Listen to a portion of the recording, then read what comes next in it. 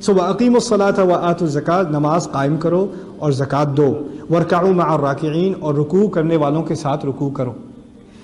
قرآن میں کتنی آیات ہیں جس میں نماز پڑھنے کا حکم ہے، زکوٰۃ دینے کا حکم ہے؟ آپ کو معلوم ہے، یہ کوئی نئی بات نہیں ہے، لیکن جو بات ہماری نظر سے گزر جاتی ہے، جس پر دھیان نہیں پڑتا، وہ یہ ہے کہ ان آیات کی لوکیشن کیا ہے، کہاں پر کہی گئی ہے یہ بات۔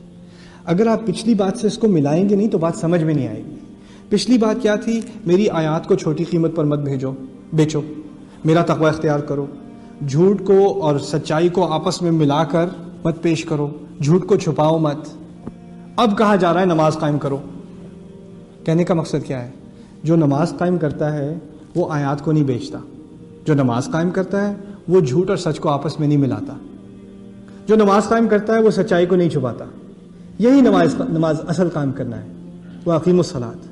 یعنی نماز قائم کرنا صرف قبلے کی طرف منہ کر کے کھڑے ہونے کا نام نہیں ہے۔ نماز قائم کرنے کے لیے آپ کو اپنے کردار کو ٹھیک کرنا پڑے گا۔ کیوں؟ فلسفہ سمجھنے کی کوشش کیجیے۔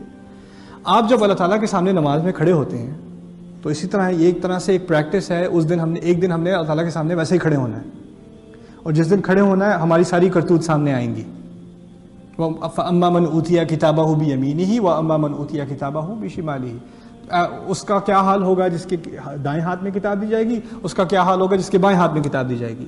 لیکن اب بھی جب ہم اللہ تعالیٰ کے سامنے نماز میں کھڑے ہوتے ہیں تو کس منہ سے کھڑے ہوتے ہیں؟ اگر ابھی نماز شروع ہونے سے پہلے جھوٹ بول رہے تھے، جھوٹی گواہی دے رہے تھے، کرپشن میں انوالو تھے، اب نماز کے لیے کھڑے ہو گئے، یہ کون سی نماز ہے؟ یہ کون سے خدا کے سامنے کھڑے ہو؟ یہ تو تم نے اپنے دکھاوے کے لیے یا اپنے آپ کو، اپنے نفس کو خوش کرنے کے لیے تم نے تھوڑی سی ایکسرسائز کر لی ہے، نماز تھوڑی ہے۔ اصل نماز تو وہ ہے جو ان تبدیلیاں لانے کے بعد آتی ہے۔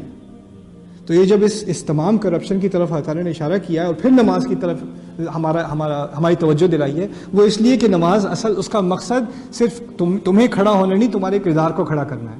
وَأَقِیمُوا الصَّلَاةَ، اور پھر وَآتُوا الزَّکَاۃَ، اور زکوٰۃ دیا کرو۔ اب زکوٰۃ کا ذکر کیوں ہے؟ کیونکہ ابھی پچھلی آیات میں ہی تھا کہ کچھ اپنے نفع کے لیے فتوے بنا لیتے تھے، جھوٹ کو سچ بتا دیتے تھے، کرپشن کرتے تھے اور اس طرح کے پیسے کماتے تھے۔ یہ پیسے حلال ہیں یا حرام ہیں؟ حرام پیسہ کما رہے ہو، حرام پیسے پہ زکوٰۃ کہاں سے دو گے؟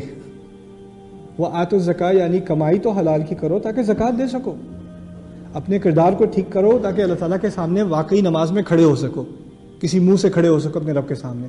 دوسری بات، زکوٰۃ دیا کرو، ٹھیک سے زکوٰۃ دیا کرو، اور پھر یعنی اپنی کمائی کو حلال کرو۔